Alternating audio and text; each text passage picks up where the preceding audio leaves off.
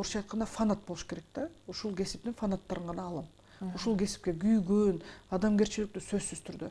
Өзүм чылым чекпейм, арак ичпейм, андай мындайга эметпейм. Өзүм туура жүргөн адам болгондон кийин мен жанымда дагы ушундай адамдар болуш керек деп ойлойм.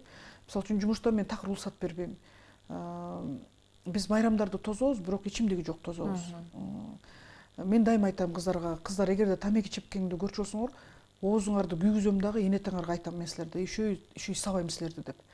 Мен эң эле жаман көргөнүм кыздардын тамеки чеккени, ошол аябай жаман көрөм.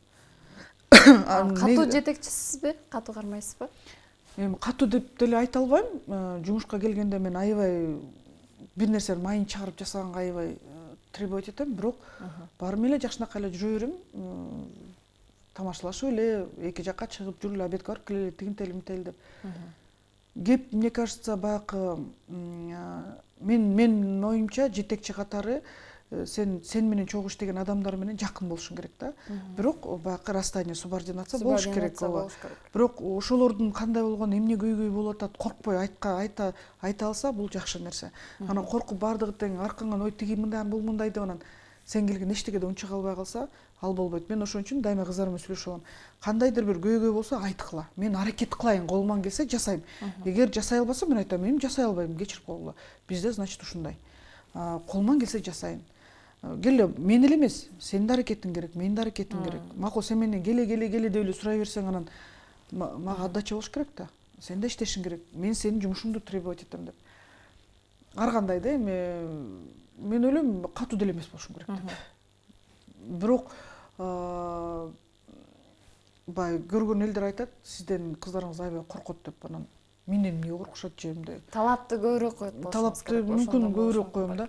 Мен айтам, ай кыздар, силер менен пока иштеп атканда, мен силерди талаптап атканыма сүйүнбөйсүңөр, бай силер бияктан чоң профессионал болуп чыгасыңар. Каякка барбасаңар, силер зато мени уят кылбайсыңар. Бул жакшы нерсе да деп. Силер мага чыдап иштесең эле бүттү, менден кеткенден жыргап иштейсиңер деп.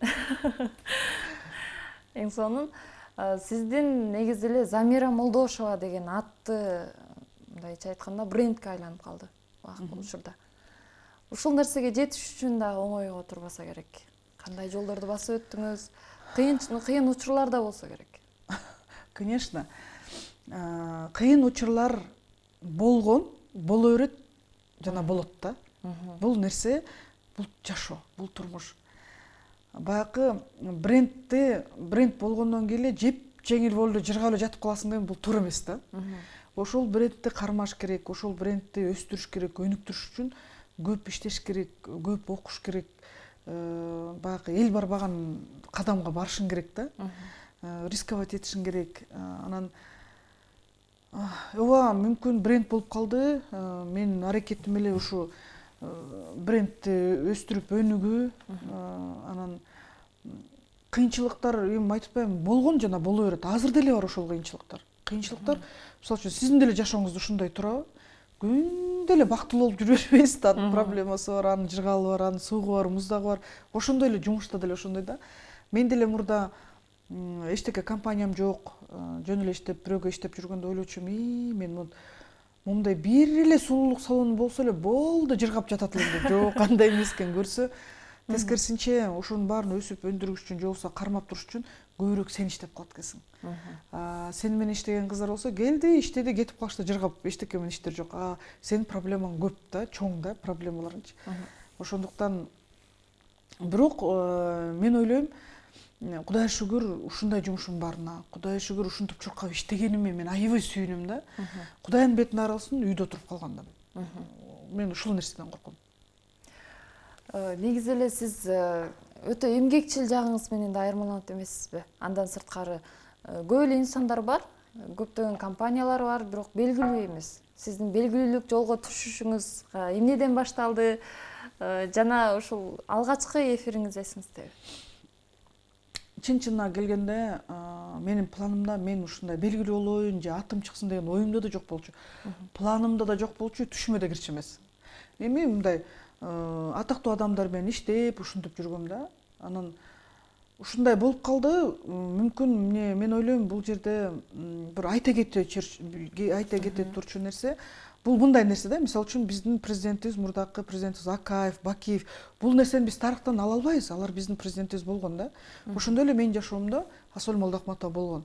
Ал дагы убагында эгер ошол кыз болбосо, мүмкүн менин атым да чыкпай калмак, себеби ошол кыз сүйрөп жүрүп, прям кыйнап атып, кармаган жеринин телегине алып барып тыгып атып, ошол кыз эметти да, биринчи тим эле жок деп камераны көргөндө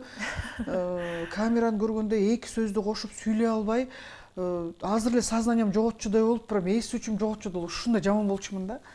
Анан кийин эле көнүп эле, азыр такыр мындай эчтекеден көп жыл болду уже чыгып жүргөнүмө, анан такыр эчтекеден уялбайм. Анан негизи баягы бир кандайдыр адам түрткү болот экен да. Бирок чын-чынына келгенде кандай адам сени түртпөсүн, канчалык сенин энатаң же болбосо бир поддержкаң дагы аябай чоң болсо дагы, өзүң эмгектенбесең эчтеке майнап чыкпайт. Бул сенин гана эмгегиң да. Сен Билл Гейтстин дагы баласы болсоң дагы эмгектенбесең эчтеке болбойт да. Эчтеке майнап чыкпайт. Ал үчүн жөн эле эмгектениш керек.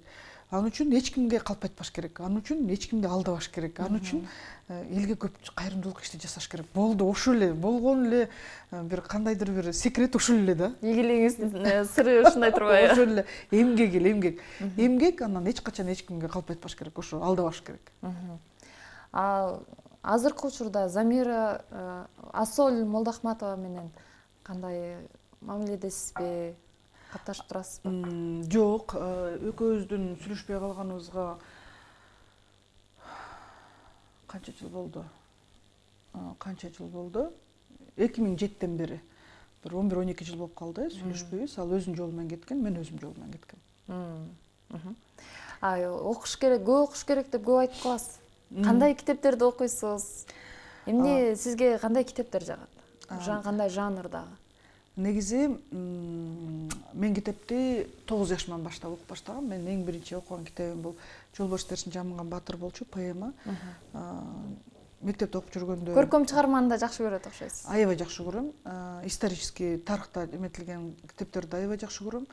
Анан негизи эле билбейм кимден калганын, бирок менин эжем, менин сиңдим ушу аябай көп китеп окучубуз да. Аябай көп китеп окучубуз. Анан ушул нерсе калып калыптыр. Бул китеп өтө көп жардам берди менин жашоомдо. Мен эң жакшы көргөн прям мындай дегендай ушул кишинин китебин прям ушундай бир жакшы карап окуп, ушул адам менин жашоомдо бир кандайдыр бир өзгөрүшүмө жардам берди деп айтсам жаңылышпайм. Бул жазуучу Теодор Драйзер. Теодор Драйзер деген китебин мен силерге баарыңарга совет берем. Ушул китепти окусаңар, мүмкүн ошол баягы ошону сен чоңоюп атканда переходной возраст болот, бир кандайдыр кыйынчылыктардан өтөсүң го. Ошол моментте окуганда ошондой мага влияние кылдыбы? Ошол китепти окугандан кийинки азыркы ошолдогу ощущением азыркыга чейин бар да. Мен Теодор Драйзерди китепчемде дайыма турат. Определенный темалар бар. Анан ошолорду алып эле кайра эле окуй берем да. Мынтип элечи. Анан негизи мен үчөө аябай жакшы көрөм. Мурда аябай жакшы көрчүмүн. Аябай көп бир 4 жылча детективди гана окуп жүрдүм. Анан тиги ушул дагы бир китебим бар. Бир кыз жөнүндө. Орусча китептин аты «Когда падали небоскребы» деген китеп да. Ошол китепти дайыма кабагым сус болуп, кээде болот го, мындай эчтеке кылгым келбей, уже бүттү, эчтеке бир проблемалар аябай көп болуп кеткен. Ошол китепти алып окугандан эсиме келем да. Ошол китепти бир 150 жолу окудум, кытайм болбой эле кайра эле окуй берем да. Аябай ошол кыздан вдохновение алам да. Ошол менин героиняман. Анан китепти окуш керек. Дайыма окуш керек, окуп туруш керек. Китеп көп нерсеге жетелейт. Көп нерсеге. Мен ошол эле жанагы боюмда барда жана 3 жаштан кийин кеч деген китепти Япониянын котормосу чыкпады. Ооба, котормосу чыгып, кыргызча китебин алып, аны бир окудум, түшүнгөн жокмун, экинчи жолу окудум, түшүнгөн жокмун, үчүнчү жолу окудум, түшүнгөн жокмун. Короче, 5-чи жолу араң түшүндүм окшойт да. Түшүндүңүзбү? Анан түшүндүм, бирок ошол методду использовать эттим. Но все равно баягы мен ал автор мен аягына чейин макул эмесмин. Ошо мен да окугам, бирок эмнегедир түшүнүксүз да. Мындай нерсе экен да, биз мындайды күтөбүз да. 2 жерде 2-4 деген таблицандыкындай эле биз жашоодон ошондой күтөбүз да. Акча табыш үчүн бир стульчикти 15 сомго сатып ал, аны 45 сомго сатсаң, ортодогу 30 сомду сен могу жерге андай болбойт экен жашоодо. Бул Япониянын методу ушундай экен да. Ошон үчүн мен 5 жыл окудум да. Акыры түшүндүм, ана макул деп колдонуп көрөйүн дедим. Колдондум, көп нерсени жардам берди мага. Мисалы үчүн мен кызымды боюмда бар деле китеп окуп берчүмүн. Классический музыкалар доктурчумун. Азыр аябай жакшы көрөт. Китепти аябай жакшы көрөт. Ментип колуман кармап алып, бастым отуруп, эми оку дейт да. Анан окуп берем китепти. Анан жөн эле окуп бербей, азыркы жашоодо дагы китеп окуп бер деген бала бар турбайбы? Бар. Себеби биз сотка бербейбиз. Ошо телефондон айрый албай калган учур көп кездешип атпайбы? Балдар азыр деген цифровое слабоумие деген балдардын оорусу чыкты да. Чын эле бул балдар аябай көп немени, любой нерсени мындай бат эле өздөрүнө тартып алышат да. Бир кездерде ошо кызыбызга мейли көрө берсин деп телефонду берип атып, кадимкисиндей наркомандай болуп жабышып калды телефонго. Өкүртүп, бакыртып туруп эле телефон алып алдык да такыр бербейбиз. Биз где-то бир жарым жашында алып салганбыз. Такыр бербейбиз азыр. Телефонду билет тийбешкенде болбойт десең, ооба деп минтип кайра колуңа берип коет да. Тийбейт, такыр тийбейт телефонго. Анан китеп окутат, анан сүрөт тарткан жакшы көрөт. Красканы көп алып берем кызыма. Жолдошум да көп алып берет. Отуруп алып ватман кол биринчи жакшы эле кисточка менен баштайбыз, жакшы эле аккуратно элечи, анан кисточка мындай да кетет, анан колу, анан бүт денеси бүт эметет, жайына коебуз. Эми үйдөгү билесиңер да, бала чоңоймончо мындай өзүң ал сүрөт тартып коет болуш керек. Өзүнүн бою мынча болсо ушуга чейинки бүт тартылган да сүрөттөр. Четинен жуйсуң, биягынан тартат, биягын жуйсуң, анан жөн эле кой дейбиз. Ушул жагын такыр тийбайбыз да. Каалаган жерине сүрөт тартат, каалаган жерине отурат, мындай эметет да, анан кааласа колу менен жейт, кааласа столдун үстүнө отуруп тамак жейт. Бала ушинтип чоңоет экен да. Мисалы үчүн жана 3 жаштан кийин кеч дегенде ушундай экен да, ушу такыр эметпеш керек. Тыйбаш керек деп, анан ошо өзү жакшы көрөт да, кээде каш менен жегиси келет, кээде колу менен жегиси келет, анан макул деп эметесиң да, жайына коебуз. Бул дагы аябай жакшы нерсе экен да. Анан ушу китепти мүмкүн баягы сотканы бербегенден деп ойлойм да. Мүмкүн телефонду бербегенден кызым китепти жакшы көрөт. Анан мен көп китеп алып келем. Андан сырткары дагы, мисалы үчүн базарларда сатат, мен ушу совет берет элем. Кичинекей көп мындай бала таанып билиш үчүн мен мындай жана садиктерде илип коюшат го, ошолордун баарын үйгө алып келип илип коюп, ар бирин үйрөтчүмүн да. Могу пил, бул ат, бул тиги велосипед деп ошо баарын билет. Тиги 9 айынан эле баштаганбыз. Ошондой толтур алып коем. Улам алып коюп, кайра тагып коюп, алып коюп, кайра тагып коюп ушинтип үйрөткөм да. Анан көп китептерди аябай көп сатып алам. Азыр кичинекей да, чоң сүрөттөрү бар, тексттери азыраак. Ошолор бирок кыргызча китепти таппайсың да. Бизде бир эле кыргыз эл жомогу бар. Анан орустардын китебин алсаң, аябай сүрөттөрү менен аябай кызык да, анан айла жок орусча окуп бергенге окуп бересиң да. Образга кирип окуп бергенге аракет кыласың. Анан ушу канча ушу кичинекей чагынан бери үйрөтүп койгом, жаткандан кийин экөөбүз кучакташып алып сөзсүз жомок айтып берем. Сөзсүз жомок айтып берем. Экөөбүз ойнойбуз, ар кандай экөөбүздүн эмелерибиз бар. Ал бир күн мышык болсо мен ит болом, анан колдорубуз менен көлөкө кылып ойноп ушинтип эметебиз да. То есть жаткандан кийин сөзсүз түрдө ошол процедураны кылып туруп уктайбыз.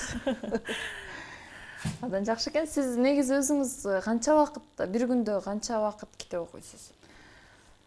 Бир күндө негизи эртең мененки менин жумушум, мен 6-да турам. Жолдошум экөөбүз тең 6-да туруп, анан зарядка жасап, сыртка чыгып 1 саат басып келип, анан намазыбызды окуп, анан завтрак кылып, анан намаз дагы окуйсуз? Да, жолдошум экөөбүз тең намаз окуйбуз. 1 жыл болуп калды намазга жыгылганыбызга. Анан бул аябай жакшы нерсе экен.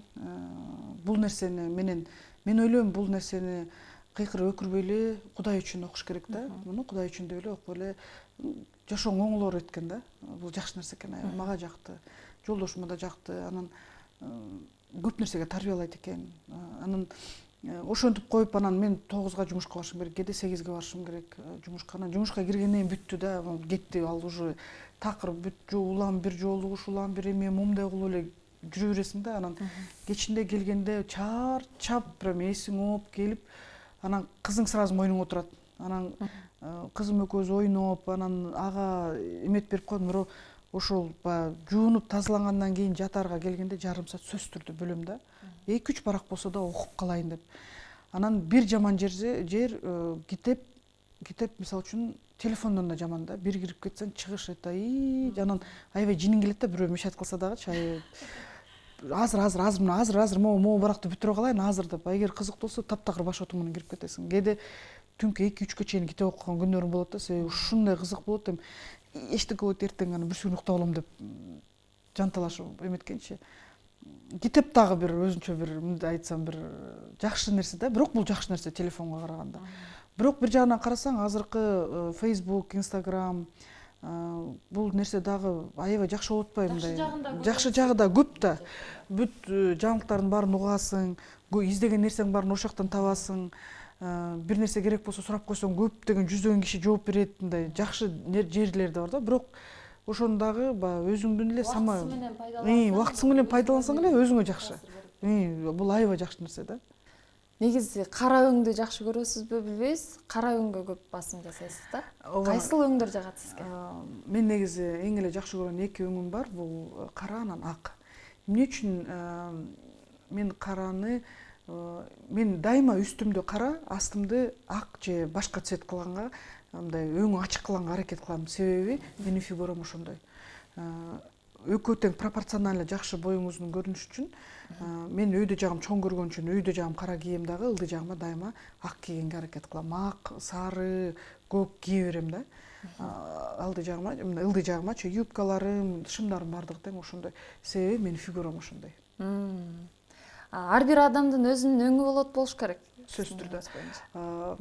Ар бир адам 4 сезонго бөлүнөт. Кыш, жаз, күз, жай болуп. Мисалы үчүн сиз экөөбүз кышпыз, себеби чачыбыз кара. Кантип билсе болот? Только чачтан гана билсе болот. Себеби чачтан көлөкө түшөт дагы, ошол чачтан өңүнөн түшкөн көлөкөдөн адамдын бети ошондой өзгөрүп турат.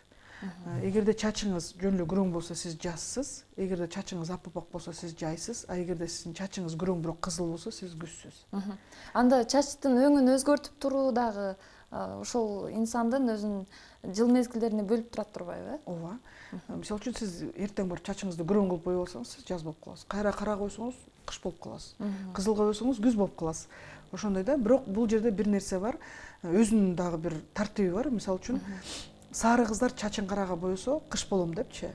Сары кыздарга жарашпайт, себеби сары кыздардын бети ипичке болот дагы, тамырлар көрүнүп турат анан.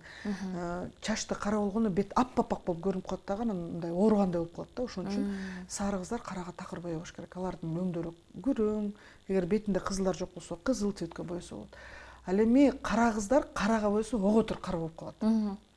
Кара кыздар кандай өң табиятынан кара кыздар күрөң цветке боеш керек. Күрөң же болсо күрөңдөн даже ачыгыраак. Ошол бети мындай аябай сонун болуп калат да, шабдалындыкындай болуп, аябай жакшы болуп ачылат да бети.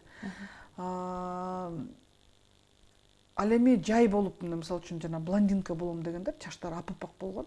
Болот, аны да жасса болот, баягы чачыңды күйгүзүп кечке боеп жасайсың, конечно. Бул жерде дагы бир нерсе бар. Азиаттарда бизде сары пигмент бар, бетибизде дагы, чачыбызда дагы. Канчалык сен чачыңды агартсаң дагы болбой эле бир жумадан кайра саргайып калат. Ошондуктан бул бир нерсе, экинчиси чачың аппак болуп блондинка болгондо сен улуу көрүнүп каласың. Үчүнчүсү болсо блондинка болуш үчүн бетиңде эчтеке так жок болуш керек, себеби бүт баары көрүнүп калат. Канчалык чачың ачык болсо, ошончолук бетиңде тактардын баардыгы тең чыгып турат. Бул ушундай бир өзүнүн бир техникалык правилосу бар. Эң сонун. Негизи эле айымдарга бир кеңешиңизди айтып өтсөңүз. Жалпы эле айымдар бүгүнкү убакытта өзүңүз айткандай эле ар кандай учурлар айымдарга болгон зомбулуктар болуп атат. Айымдарга болгон бир басмырлоо учурлар көп кездешет биздин коомдо. Анан мына ошонун баардыгынан өтүп, айым мисалы көп айтып калабыз да, мыкты айым бул жолдошун хан кылат дагы, хандын жубайы болуп жашайт деп. Сизден биз үлгү алабыз, балким өзүңүздүн жолдошуңузду бир кандайдыр бир статуста өзүңүздөн бир кадамбы, 2 кадамбы бийик коюп жүргөнүңүздү көп байкайбыз да. Айымдарга мына ушул тарабынанбы бир өзүңүздүн кеңешиңизди берип кетсеңиз. Негизи мен айтып кеттим го, аял киши негизи жердин тузу дагы аял экен, жашоо дагы аялдан экен деп. Аял кишинин жашоосу жакшы болуш үчүн эң биринчи эң биринчи аял өзүн өзү жакшы көрүш керек. Өзүн өзү сыйлашы керек. Эгерде айым өзүн өзү сыйлап, өзүн өзү жакшы көрсө, жолдошу дагы сыйлайт, кайын журту дагы сыйлайт, төркүнү дагы сыйлайт. Анан терик четен баардык тең сыйлайт. Эгерде сен айым аял киши өзүн өзү сыйлабаса, өзүн өзү жакшы көрбөсө, керек болсо өзүң төрөгөн балаң дагы сени сыйлабайт. Ошондуктан баардык аялдын ийгилигинин эң биринчи сыры бул өзүн өзү сыйлоо, өзүн өзү жакшы көрүү, өзүн өзү баалоо. Өзүн өзү жакшы көргөн, өзүн өзү сыйлаган айым эч качан жаман иштерге барбайт, калп айтпайт, эки жакка чыкпайт. Ал өзүнүн үй бүлөсүн сактайт, ошо өзүнүн ордун билет. Канчалык биз кыйын болсок дагы Кудайдын жаратымы менен эркекти сыйлашыбыз керек. Менин апам негизи ушундай бир, азыр апам 82-де, апам негизи ушундай тарбиялаган, азыркыга чейин деле тарбиялайт. Негизи сыйлаш керек да, баягы өзүн өзү сыйлаган аял сөзсүз түрдө өзүнүн ордун да билет, өзүн жашоодо эмне каалап, эмне коерун да билет. Анан негизи биз аял киши ушундайбыз да, биз аябай жакшы көрөбүз да өзүбүздү мындай көтөрүп чапкандычы. Мен күтүп турам, эчтеке болбойт, эчтеке болбойт. Койчу мен кийбесин коеюн, балам кийсин. Койчу мен ичпесин коеюн, күйөөм ичсин. Ушул болбойт. Эң биринчи өзүн курмандыкка чалып, чалбаш керек. Курмандыкка такыр чалба. Акылдуу аял ушул баягы каршы кырыңдагы ток болоттогу койлорун да тирүү кылат да. Ушундай кылып, мен девизим ушунда, ушундай кылышың керек да, күлүп жайнап эле ошондой кылса болот. Антпесе биз аялдык жагыбыз да бар да, тура тебер деп сүйлөйбүз, көптү лишний сүйлөйбүз, көбүрөөк паника кылып дегендейчи. Эми биз аялбыз ичүү, анан ошондой нерселерди мындай өзүңдү мындай карап, тарбиялап эметсең болот да. Мисалы үчүн эркек баягы алсыз эркек эле аялына кол көтөрөт да, алсыз эркек эле. Бирок ошо алсыз эркекти да кол көтөрткөн биз болуп атпайлы өзүбүзчү? Өзүбүз күнөөлүүбүз мындайча айтканда. Жок, эми күнөөлүүбүз деп да айткым келбейт, бирок эки адам урушканда бир эле жак күнөөлүү эмес да, экөө күнөөлүү туура. Ошондой эле да. Күйөөсүн кол көтөргөндөн кичине аялдын дагы кошуму бар да. Себеби биз кичине көбүрөөк сүйлөйбөйт окшойбуз, анан эркектер көп сүйлөгөндөрдү жаман көрүшөт, деп турган чабып ийет дегендейчи. Ошондуктан эркектин жини келгенде унчукпай, жайына койгула. Жайына коюп, пускай эметсин, анан эсине келип, настроениясы ачыктан өпкөсүн үзүп алса болот. Тамашалап айткандачы. Биздин ушинтип маегибиз дагы аягына келип баратат. Ушул 2019-жылда эмне мода болот? Кандай кийинсек болот? Мына ушуну менен жыйынтыктайлы. Быйылкы 2019-жыл Кыргызстан үчүн бир чымчыктын жылы. Ал чымчыктын аты стеналаз. Себеби ошол стеналаз, кызыл стеналаз деген чымчык экен. Биздин кызыл китепке кириптир, өйдө бийик тоодо жашашат экен. Ошол кызыл стеналаздын 4 өңү бар экен. Кызыл, боз, кара, ак. Ушул 4 өң быйыл мода. 1-апрелде Кудай буйрса мен өзүмдүн көргөзмөмдү уюштургантам. Ошол жерде 4 өңгө чыккан өзүмдүн мода көргөзмөмдү көргөзөм. Ушул быйылкы мода көргөзмөмдү мен биздин Кыргызстанда жоголуп бараткан кызыл стеналаз чымчыгына арнап жасалган. Эң сонун. Ал эми 1-апрелде болот. Эмне үчүн 1-апрелде? Себеби 1-апрель Күлкү күнү. Жок, күлкү күнү эмес. Алдамай күнү деп да айтышат эмеспи? 1-апрель бүткүл дүйнө жүзүндө чымчыктар күнү экен. Көрдүңөрбү? Мен да билген эмесмин. Мен бул нерсени баягы мен буга чейин айтып кетпедимби? Эми кылган иштерим баардыгын тең бир нерсеге арнап жасайм деп.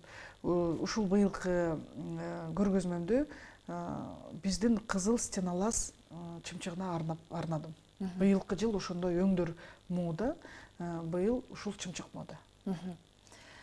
Ушундай жагымдуу маек үчүн ыраазычылык билдиребиз. Сизге мындан ары дагы ийгиликтерди, чыгармачылык бийиктиктерди каалайбыз. Келип бергениңизге ыраазычылык билдиребиз. Чоң рахмат. Силердин да каналыңарга чоң ийгилик. Санат боюнча кала бергиле. Мен ойлойм дагы көп кызык передачаларды алып чыгасыңар деп. Рахмат. Урматтуу телекөрүүчүлөр, мына өзүңүздөр көргөндөй, ийгиликтин формуласы эң жөнөкөй экен. Бул эмгек. эмгек жана таза калпайтпай өзүңдүн ишиңди билсең, мына ошондо ийгилик жылмаят деген бүгүнкү биздин каарманыбыз стилист, дизайнер Замира Молдошова болду. Кийинки эфирден амандашканга чейин саламатта болуңуздар.